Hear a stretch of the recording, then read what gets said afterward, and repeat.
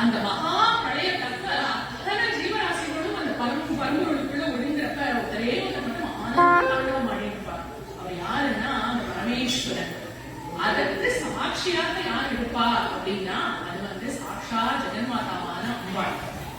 ஆதிசங்கர பகவத்பாதர் சௌந்தர்ய லஹரியில சொல்றப்ப அவர் சொல்லுவார், அம்மா இந்த தேவர்கள்லாம் பார்க்கடலை கடைஞ்சு செஞ்சீவியா இருக்கணும்னு அமிர்தம் சாப்பிடணும்னு அமிர்தம்ல சாப்பிட்டாமா. ஆனா இந்த மகா பிரளயம் அமிர்தம் சாப்பிட்டா ஒருத்தர் கூட இல்ல. ஆனா உங்க விஷம் சாப்பிட்டாருமா, அவர் மட்டும் எப்படி ஆனந்த தாண்டவம் ஆடுறார் அப்படின்னு கேட்கிறார். அது ஏன்னா எனக்கு தெரியும் அப்படின்னு சொல்ற, தவ ஜனனி தாட்டங்க மகிமா, உன்னோட தாலி பாகியம் மாதிரி உன்னோட தாட்டங்க பாகியம்மா, அதனாலதான் அவர் மகா தாண்டவம் ஆடிட்டு இருக்கார் அந்த பிரளயத்தப்ப அப்படின்னு சொல்ற. அப்ப இந்த மகேஸ்வரன் அந்த பிரளயத்தப்ப தாண்டவம் ஆடுறதுக்கு அவர் சாப்பிட்ட விஷயத்துக்கு யார் மருந்து அப்படின்னா அந்த சிவா அப்படிங்கிற அம்பாள். விஸ்வாக மேஷஜி அப்படின்னு வந்தது இல்லையா, இந்த உலகத்தோடு இருக்கிற சர்வ ரோகத்துக்கும் மருந்து அவர்தான். அது மட்டும் இல்ல, இந்த ரோகத்துக்கு எல்லாம் காரணமான பவரோகத்துக்கும் அவதான் மருந்து. அந்த பவரோகத்துக்கு மட்டும் இல்ல, அந்த பவனுக்கே மருந்தாக பவானி அவர் அப்படிங்கிறதுதான் சிவா மேஷஜி அப்படின்னு ருத்ரத்துல சொல்றோம். அப்படிப்பட்ட சிவாவோட சேர்த்து அந்த அம்பாளோட சேர்த்து பரமசிவனை தியானிக்கவும் அப்படிங்கிறதுக்காக வந்த ஒரு மூர்த்தம் தான் சிவனோட மூர்த்தம் தான் சாம்ப சிவன். ச அம்பா அப்படின்னா அம்பாளோட சேர்த்து தியானிக்கப்படுபவராகிய பரமேஸ்வரன். அதனாலதான் சாம்ப சிவமூர்த்தி அப்படின்னு அவருக்கு பெயர். அந்த சாம்ப சிவமூர்த்தி பெருமானுடைய சந்நிதியில நம்ம இன்னைக்கு எல்லாரும் சனி பிரதோஷம் விசேஷமா நடந்துருக்கு கோலாகலமா. இந்த பிரதோஷம் அப்படிங்கிறது ஏன் சிவனுக்கு ரொம்ப சிறப்பான உகந்த வேலை, ஏன் அவருக்கு சிவபெருமான வழிபடுறதுக்கு இது உகந்த வேலை அப்படிங்கறது பார்க்கிறோம். பிரதோஷம் அப்படின்னா ரெண்டு அர்த்தம் உண்டு. எல்லா தோஷங்களையும் நீக்க வல்லது அப்படின்னு ஒரு அர்த்தம். இந்த உலகத்துல நம்மளுடைய ஜாதகத்துல எத்தனையோ தோஷம் தான் சொல்றாங்க. ஆனா அத்தனை தோஷத்தையும் நீக்க வல்ல அப்படிங்கிறதுதான் பிரதோஷம் அப்படிங்கிறது ஒரு அர்த்தம். ரெண்டாவது அர்த்தம் தோஷம் அப்படின்னா இரவு அப்படின்னு ஒரு அர்த்தம் இருக்கு. பிர அப்படின்னா முந்தைய, ப்ரீன்னு நம்ம இங்கிலீஷ் சொல்றதுல அதோட சன்ஸ்கிரிட், அதோட ரூட் சன்ஸ்கிரிட் தான். பிர அப்படின்னா இரவுக்கு முந்தையதான மாலை வேளை. அந்த மாலை வேளை தான் நம்ம பிரதோஷ வேளை அப்படின்னு நம்ம சொல்றோம். இப்போ ருத்ரன் ருத்ரன் அப்படிங்கிறோம். ருத்ரன்னா என்னன்னா, ருது அப்படின்னா சமஸ்கிருதத்துல துக்கம் அப்படிங்கிற அர்த்தம். திராவயதி அப்படின்னா திரவிக்கிறது, லிக்விஃபை பண்றது. திரவம் அப்படின்னா லிக்விட் அப்படின்னு சொல்றோம் இல்லையா. அதனால திராவயதி அப்படின்னா நம்மளுடைய துக்கங்களை எல்லாம் அந்த ருத்ரன் நம்மளுடைய துக்கங்களை எல்லாம் கிரகிக்கக்கூடியவரான அவர் இந்த பிரதோஷ வேளையில நம்மளுடைய அத்தனை தோஷங்களையும் நிவர்த்தி பண்றார். அதனால இது ரொம்ப விசேஷம். மகாவிஷ்ணு உலகை பரிபாலிக்கிறவர். அதனால அவரை நம்ம தியானிக்கிறது காலையில உலகம் தொடங்குறதுக்கு முன்னாடி நம்ம தியானிக்கிறோம். பரமேஸ்வரன் உலகம் லயித்து ஒடுங்கிறது. அதனால இந்த மாலை வேளையான பிரதோஷ வேளையில இந்த மாலை வேலை எப்படி இருக்கு? நம்மளுடைய வேலைகள் எல்லாம் ஓயறது, நம்ம ஆபீஸ் எல்லாம் முடிச்சுட்டு நம்ம வெளி வேலையெல்லாம் முடிச்சுட்டு நம்ம வீட்டுக்கு வரும். பறவைகள்லாம் அதோட கூட்டுக்கு திரும்பி ஒடுங்கிறது. மாடு நீச்சலுக்கு போன மாடெல்லாம் அந்த தொட்டிலுக்கு ஒடுங்கிறது. நம்ம பார்த்துட்டு இருக்கிற இந்த உலகம் இருளுக்குள்ள ஒடுங்கிறது. அப்படிப்பட்ட இந்த வேலை மாலை வேளையில வெளியில தெரிகிற நம்மளுடைய எண்ணங்களை எல்லாம் ஹிருதயத்துக்குள்ள திருப்பி அந்த பரமேஸ்வரனை தியானிக்கணும் அப்படிங்கறதுக்காகவே வச்சதுதான் இந்த பிரதோஷ வேலை. நம்ம வீட்டுல எல்லாம் சொல்லுவாங்க இல்லையா, அஞ்சு ஜெயாச்சுன்னா அவளுக்கு ஏற்றி சுவாமி கும்பிட்டோம் அப்படின்னு.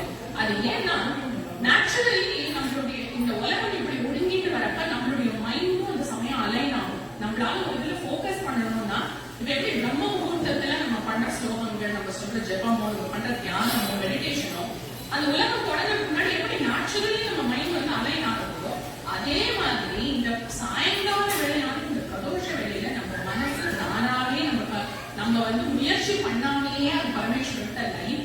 அதனாலதான் நம்ம அந்த சமயத்துல விளக்கேற்றி ஸ்லோகம் சொல்றது அப்படின்லாம் வச்சிருக்கிறது. இந்த பிரதோஷம் அப்படிங்கிறது 5 வகையான பிரதோஷம் இருக்கு. நித்திய பிரதோஷம், பக்ஷ பிரதோஷம், மாத பிரதோஷம், மகா பிரதோஷம், பழைய பிரதோஷம் அப்படின்னு. நித்திய பிரதோஷம் நான் சொன்ன மாதிரி இந்த 4:30 6 மணி வரை 6:30 அந்த டைம் தான் நித்திய பிரதோஷ வேலை. அந்த சமயத்துல தினமும் ஒரு 10 நிமிஷமாவது ஈஸ்வர தியானம் பண்ணணும். நம்மளால என்ன ஸ்லோகம் முடியுமோ, நம்மளால என்ன தியானிக்க முடியுமோ அது பண்ணணும். பக்ஷ பிரதோஷம் அப்படிங்கிறது சுக்லபக்ஷ சதுர்தசியில வருது பக்ஷ பிரதோஷம். மாத பிரதோஷம் அப்படிங்கிறது கிருஷ்ணபக்ஷ திரையோதசியில வருது மாத பிரதோஷம். அதே இந்த திரையோதசி திதி சனிக்கிழமையில வருமானா அதுக்கு பேரு மகா பிரதோஷம். சனி பிரதோஷம் சொல்றேன், அது மகா பிரதோஷம். பிரளய பிரதோஷம் அப்படிங்கிறது இந்த பிரளயம் இந்த பிரபஞ்சம் பரமேஸ்வரனுக்குள்ள ஒடுங்கிறப்ப வர பிரதோஷத்துக்கு பேரு பிரளய பிரதோஷம்.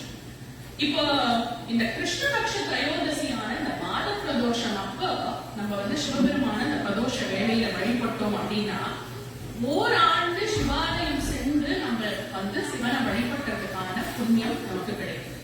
அதே இந்த சனி பிரதோஷமான மகா பிரதோஷ தன்மைக்கு நம்ம சிவாலயம் சென்று இந்த சிவ வழிபாடுல அந்த பிரதோஷ வேலையில கலந்துட்டோம்னா 5 ஆண்டுகள் தினமும் சிவாலயம் சென்று நம்ம வழிபட்ட புண்ணியம் பலன் நமக்கு கிடைக்கும்.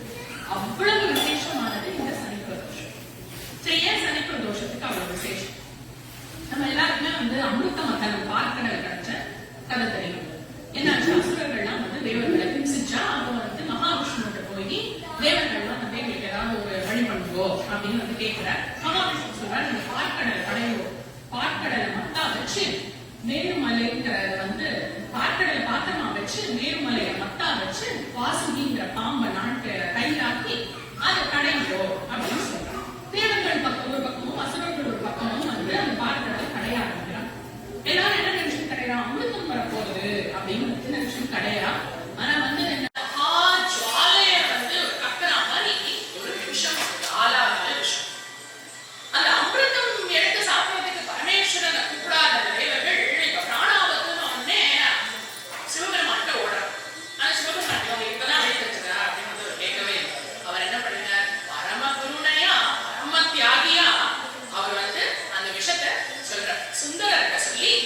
நீ அந்த விஷத்தெல்லாம் திரட்டி எடுத்துட்டு வா அப்படின்னு அவருடைய பிம்பமான அந்த சுந்தரத்தை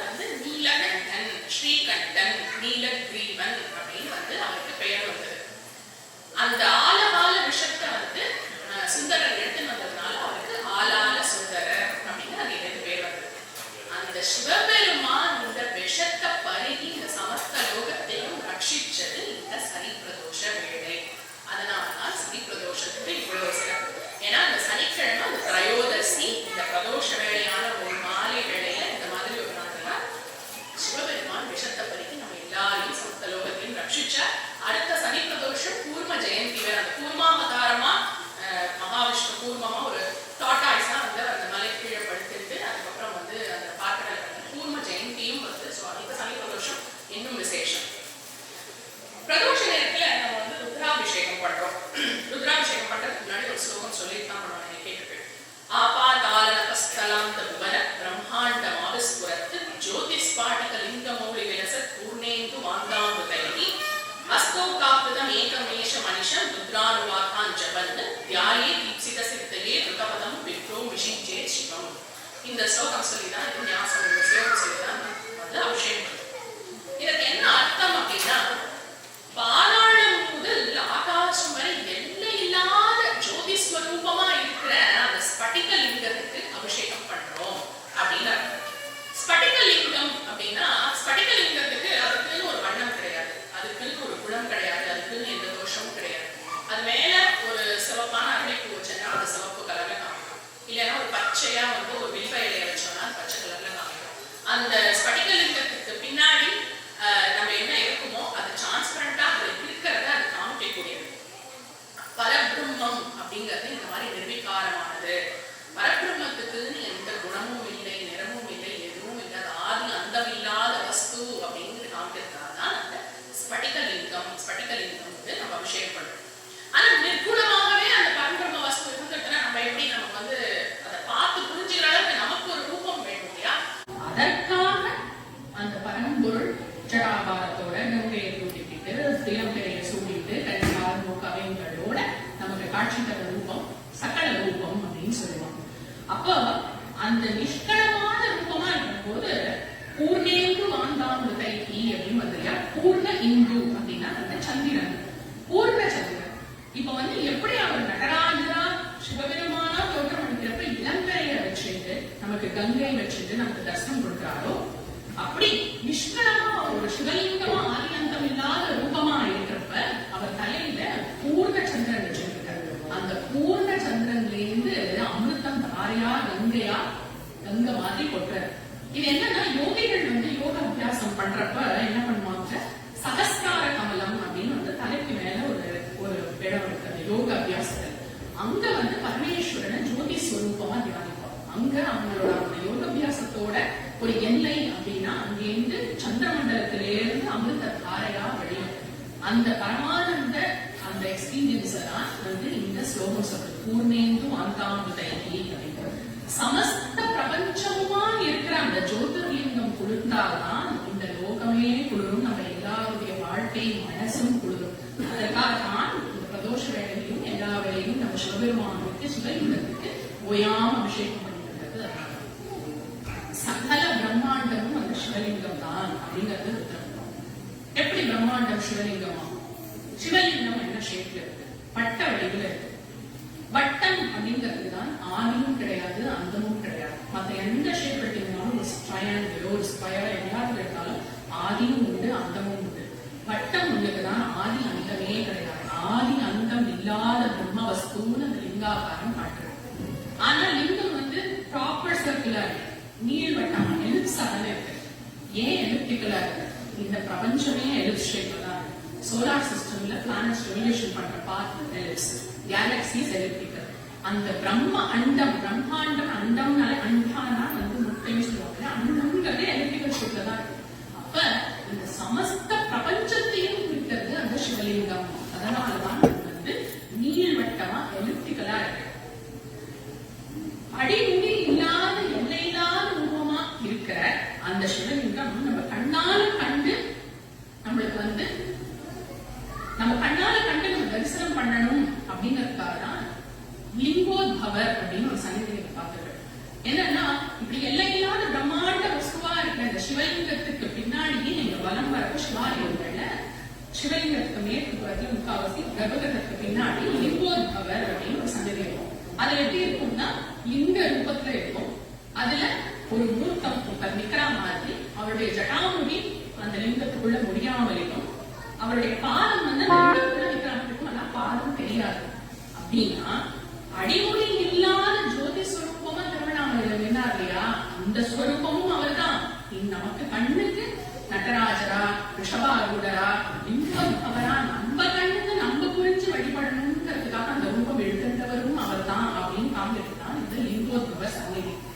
அது வந்து அந்த லிங்கோத்பவர் கீழே ஒரு வராகம் இருக்கும், மேல வந்து ஒரு ஹம்சபக்ஷி இருக்கும். அது வந்து என்னன்னா அடிமுடிக்கான பிரம்மாவும் விஷ்ணுவும் வந்து தேடி போனப்ப பிரம்மா வந்து ஹம்சபக்ஷியா மேல முடி தேடி போவார், விஷ்ணு வந்து பராக்கமா வந்து பூமியை தோண்டி தோண்டி அவருடைய அடியை தேடி போவார். அதை குறிக்கிறதுக்காக அந்த லிங்கோத்பவ சந்நிதி. சில கோயில்களை மட்டும் அந்த இடத்துல கர்ப்பகிரகத்தில் மகாவிஷ்ணு இருப்பார். அதுக்கு என்ன தாற்பயம் அப்படின்னா, அந்த பர்டிகுலர் கோவில்ல மகாவிஷ்ணுடைய அவதாரமா யாராவது ராமரோ இல்ல பரசுராமரோ வந்து அந்த சிவபெருமான வழிபட்டிருப்பார். அந்த ஸ்தல வரலாறு எடுத்து பார்த்தீங்கன்னா அந்த இடத்துல மகாவிஷ்ணு ஒரு அவதாரம் வந்து சிவபெருமான வழிபட்டிருப்பார். அதனால சில ஆலயங்கள் மட்டும் அந்த கர்ப்பகிரகத்துக்கு முன்னாடி லிங்கோத்பவ சன்னதியில மகாவிஷ்ணு இருப்பார். நம்மளுடைய இப்ப நம்ம கூர்மாவதாரம், இந்த அமிர்த மத்தனம் என்பதையெல்லாம் பேசிருக்கோம். அது வந்து எல்லாமே ஒரு கதை மாதிரி இருக்கும். ஆனா எல்லாத்துலயும் வந்து ஒரு ஆழ்ந்த தத்துவம் இருக்கு. நம்ம புராணங்களே கதமான்னு சொல்லிட்டு இருப்பா, ஆனா அது எல்லாத்துலயும் ஒரு ஆழ்ந்த தத்துவம் இருக்கு. இப்ப கூர்மாவதாரம் அப்படின்னு சொன்னாங்க, மகாவிஷ்ணு கூர்மா மாதிரி இருந்தா ஒரு மலையை போட்டு கடைஞ்சா ஒரு பாம்பை போட்டு வந்து கடையறா அப்படின்னா அது என்னன்னா கூர்மாவதாரம்ங்கிறது யோகிகள் போட ஆசனம், கூர்மாசனம். அதற்கு மேல அந்த மேருமலை பாதாளத்திலே ஆகாச பரியந்தம் சத்தியலோக பரியந்தம் இருக்கிற அந்த மேருமலைங்கிறது என்னன்னா நம்மளுடைய முதுகெலும்பு, மேருதண்டம் அப்படின்னு பேரு. இந்த வாசுகிங்கிற பாம்பை போட்டு கடையறா அப்படின்னா இதா பிங்களாங்கிற நாடி, அந்த நாடியை போட்டு நம்ம கடைஞ்சு என்னன்னா இது மெடிடேஷன் ப்ராசஸ். மெடிடேஷன் ப்ராசஸ் அப்ப என்ன ஆகும், முதல்ல வந்து கரெக்டா எண்ணங்களாதான் போகும், தேவையில்லாத எண்ணம் கண்ண முடியும்னா என்னென்னோ நல்லா வரும், நம்ம போக்கஸ் பண்றது எதுவுமே வராது. அதுதான் அந்த ஆலகால விஷம். அந்த ஆலகால விஷமான அந்த கெட்ட எண்ணங்களை நம்ம வந்து நீக்கினோம் அப்படின்னா நமக்கு கிடைக்க போறது அமிர்தமான எக்ஸ்பீரியன்ஸ் அப்படிங்கிறதுதான் இந்த கூர்மாவதாரம் நமக்கு சொல்றது. அதே மாதிரி திரிபுராந்தகாய அப்படின்னு வந்து திரிபுராந்தகாய திரிகாலாபி காலாய அப்படின்னு வந்து ருத்ரம்ல வருது இல்லையா. அப்ப இந்த திரிபுர சம்ஹாரம் அப்படின்னா அதுக்கு ஒரு திரிபுர சம்ஹாரம் முப்புறம் மூணு பிரதர்ஸ் இருப்பாங்க. அவங்க 3 பேர் வந்து 3 சிட்டிஸ் கட்டிருப்பாங்க. அது வந்து எல்லாமே பறக்கிற சிட்டிஸ்.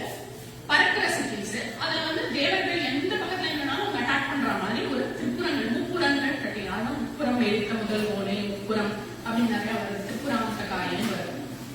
அப்ப என்ன ஆகுது, சிவபெருமான் போறார், அவர் விஸ்வநாதர் இல்லையா. அவர் என்ன பண்ற, இந்த விஸ்வத்தையே திரிபுவனத்தையே பேராக்கி அந்த 4 வேதங்களையும் 4 குதிரையாக்கி பிரம்மாவையே சாரதியாக்கி மகாவிஷ்ணுவையே தனுசாக்கி அம்பாக்கி மேருமலைய வந்து தனுசாக்கி வாசுகிங்கிற பாம்பை நாட்டையாக்கி அந்த திருப்புறங்களை வந்து சம்ஹாரம் பண்றதுக்காக பானம் மீது அவர் வந்து சம்ஹாரம் பண்றார். இதெல்லாம் வந்து மேலாக பார்த்தோம்னா எல்லா திருப்புறங்களை வந்து அவர் சம்ஹாரம் பண்ணார், பானத்தை எடுத்தார், இது வந்தார் அப்படிங்கிற மாதிரி. இதுலயும் ஆழ்ந்த தத்துவம் இருக்கு. இப்ப நம்ம கூர்மாவதாரத்துல சொன்னாங்க. எப்பவுமே ஒரு விஷயத்த வந்து நம்ம புராணங்கள் சொல்றதுன்னா அண்டத்துல ஒரு தத்துவம், பிண்டத்துல ஒரு தத்துவம் அப்படின்னு இருக்கு. அண்டத்துல இருக்கிற தத்துவம்னா பார்க்கணும், பெரிய பேரை வந்து விஸ்வநாதர் பேர், ஆனால் ஒரு பெரிய பேரு, பெரிய சாரதி, பெரிய தனுசு அதெல்லாம் எடுத்துன்னு போறாங்க. ஆனா பிண்டத்துக்குள்ள இந்த தத்துவம் பார்த்தோம்னா நம்ம சரீரம் தான் அந்த பேரு. இந்த மேருதண்டம்ங்கிற நம்மளுடைய முதுகெலும்பு. சுஷும்னா நாடி வந்து பாம்பு மாதிரி இருக்கும். நம்ம எல்லா மனிதர்களுடைய முதுகுத்தண்டு கீழே மூலாதாரத்துல குண்டலினி ரூபமா அம்பாள் இருக்கா, 2 சுத்து பாம்பா. அதை வந்து எழுப்பினாதான் வந்து அதோட அந்த யோக எக்ஸ்பீரியன்ஸ் கிடைக்கும் நமக்கு. அப்ப வந்து அந்த சுஷும்னா நாடி வளைஞ்சு பாம்பு மாதிரி இருக்கும். அதுல ஒவ்வொரு கிரந்தமா அந்த முடிச்சுகளை வந்து அவிழ்த்து அழிச்சுட்டே வந்துட்டு ஒவ்வொரு சக்கரமா நமக்கு வந்து ஓபன் ஆகி கடைசியில அந்த சகஸ்கார பருவத்துல நமக்கு அந்த யோகா அந்த அமிர்த எக்ஸ்பீரியன்ஸ் கிடைக்கும். இப்போ இவர் வந்து அந்த மேரு தண்டத்தை நம்மளுடைய முதுகெலும்ப வந்து தனுசா வச்சு அந்த நாட்கள் இந்த சுஷும்னா நாடி அந்த பாம்பா வச்சு விஷ்ணு தியானம் அப்படிங்கிற அம்பா வந்து கிளப்பி விட்டார் அப்படின்னா திரிபுர சம்ஹாரம் எங்க நடக்கிறதுனா நம்ம உடம்புக்குள்ள நடக்கிறது. நம்மளுடைய 3 தாபங்களை அழைக்கிறார். அதுதான் திரிபுர சம்ஹாரத்துடைய தாற்பயம். திரிபுராந்தகாயனா அப்படிங்கிற வெளியில போய் 3 புறங்களை 3 பிரதர்ஸோட சிட்டிஸ் அழிச்சாங்க அப்படிங்கிறது நம்மளுடைய உடம்புல சம்ஹாரம். அந்த 3 சிட்டிஸுக்கும் ஒரு ஒருத்தர் வந்து வெள்ளியில முழுக்க கட்டி வச்சிருப்பார் ஒரு சிட்டிய. ஒண்ணு வந்து முழுக்க தங்கத்தினால, ஒண்ணு வந்து முழுக்க இரும்புனால. அதுவும் ஒரு கதை மாதிரி இருக்கும். அதுவும் நம்மளெல்லாம் குறிக்கும். நம்ம என்ன நினைச்சுட்டு இருக்கோம், ஏதாவது தங்கத்துல போய் போட்டோம்னா நமக்கு வந்து ரொம்ப சாஸ்வதம், நம்ம வந்து எல்லாம் நம்ம லைஃப் வந்து சேவ் ஆயிடுது அப்படின்னு நினைச்சுக்கிறோம். ஆனா அதுவும் சாஸ்வதம் இல்லை. வெள்ளி நிறைய சேர்த்து வச்சிருக்கேன்ப்பா, வெள்ளி நிறைய சேர்த்துட்டேன், இந்த காலத்துல வந்து எல்லாம் சரியா இருக்கு அப்படின்னு அதுவும் சாஸ்வதம் இல்லை. இரும்புல முறுக்கு கம்பி முறுக்காத கம்பியில கட்டினேன் பெருமை அடிச்சுக்கிறோம். அதுவும் சாஸ்திரம். ஒரு பூகம்பமும் இயற்கையும் வந்தா அதுவும் இல்லை. இந்த வீடு தங்கம் வெள்ளி எல்லாம் பார்த்துட்டு இருக்கிறது நம்ம சாஸ்திரமா இருக்க போகுது. அப்ப எதுவுமே நிலை இல்லப்பா. பரமேஸ்வரன் கண் பார்வைப்பட்ட அவர் சம்ஹாரம் பண்ணோம்னா ஒரு நிமிஷத்துல சம்ஹாரம் பண்ணி பஸ்தம் ஆக்கிடுவார். அவருடைய கருணையினால நம்ம இந்த லோகத்துல வாழணும். அவர் போட்ட பிச்சை இந்த வாழ்க்கை. அவர் கிருபையினால நம்ம நல்லா இருப்போம் அப்படின்ற வினயம் எப்போதும் வேணும். அதுதான் இந்த திரிபுர சம்ஹாரத்தோட தாற்பயம். இப்போ பிரதோஷம் அப்ப பிரதட்சணம் போறப்ப பிரதோஷம் வேளையில மட்டும் நம்ம ரெகுலரா பிரதட்சணம் பண்ண மாட்டோம். ஒரு அப்பிரதட்சணமா போய் பாதி பிரதட்சணம் போய் சண்டிகேஸ்வரர் வரைக்கும் போய் அதுக்கப்புறம் அப்பிரதட்சணமா அப்படிதான் பண்ணணும். அதுக்கு என்ன தாற்பயம் அப்படின்னா, நம்ம இந்த அமிர்தமதனம் புராணத்துல பார்த்தோம் இல்லையா, தேவர்கள் அந்த விஷம் வந்த உடனே அவன் எந்த ஓடுறது அங்கேயும் இங்கேயும் ஓடுறான். அந்த விஷம் ஆளாத விஷம் எல்லா பக்கத்திலேருந்து சூடுறது.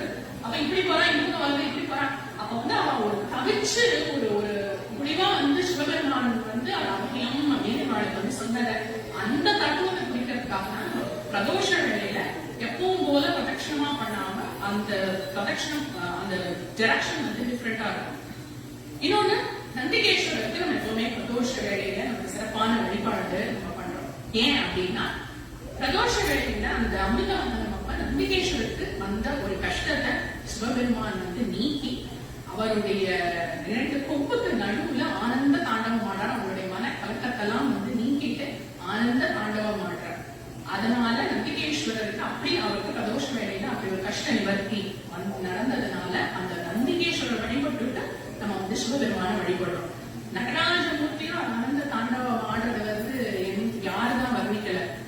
அவ்வளவு அழகம், கண்ணோட 4 கரங்களோட, ஒரு காதல மகரகுண்டலம், ஒரு காதல கர்ணபத்திரம், ஒரு கை வீசினக்கை, ஒரு கை அபயம், ஒரு அபஸ்மாரமா ஒரு கால ஊனிட்டு இன்னொரு இடது பதத்தை தூக்கிட்டு அவர் ஆடுற அந்த ஆனந்த தாண்டவத்தை அதனால அப்ப பெருமான் சொல்லுவார் இல்லையா, குனித்த புருவமும் கொப்பை செவ்வாயில் குமிழ்சிரிப்பும் பனித்த சடையும் பவளம் போல் மேலும் பால் வெண்ணீரும் இனித்தவுடன் எடுத்த பொற்பாதமும் காணப்பெற்றால் அனைத்த பிழையும் வேண்டுவதே இம்மாநிலத்தே. இந்த ஸ்வரூபத்தை, இந்த ஆனந்த தாண்டவத்தை நான் பார்க்கணும்னா நான் இத்தனை பிறவி வேணாலும் இருக்கிறேன்ப்பா, இதை பார்த்துட்டே இருக்கிறதுக்கு எனக்கு பிறவி இருந்தாலும் பிறவி வேண்டாம்னு சொல்லுவாங்க. இப்படி ஒரு அற்புதமான அந்த தாண்டவ காட்சியை நான் பார்க்கணும் அப்படின்னா நான் எத்தனை பிறவி வேணாலும் நான் இருக்கிறேன் அப்படின்னு அப்பர் பெருமான் சொல்றார். அப்ப அது மாதிரி நடராஜமூர்த்தியும் இந்த சாம்பசிவேஸ்வரரான நடராஜமூர்த்தியும் அம்பாளும் இந்த பிரதோஷ வேளையில வழிபடுற அத்தனை பேருக்கும் சகல சௌபாகியங்களும் ஆயுர் ஆரோக்கியம். ஏன்னா ஆரோக்கியம் தான் இப்ப ரொம்ப முக்கியம். திரியம்பகம் யஜாமகே சுகந்தியும் புஷ்டிவர்த்தனம். ஏன்னா புஷ்டியா எல்லாரும் இருக்கணும்ன்றதுதான் இப்ப ரொம்ப முக்கியம் இந்த கோவிட் காலத்துல. அத எல்லாருக்கும் பிரதோஷ வேளையில வழிபட்ட எல்லாருக்கும் சகல சௌபாகியங்களும் ஆயுர் ஆரோக்கியத்தையும் தரட்டும் அப்படின்னு இந்த பிரதோஷ வேளையில சிவபெருமான பிரார்த்திச்சுட்டு இந்த அளவுல இந்த உபன்யாசம் இருக்கு. நம பார்க்க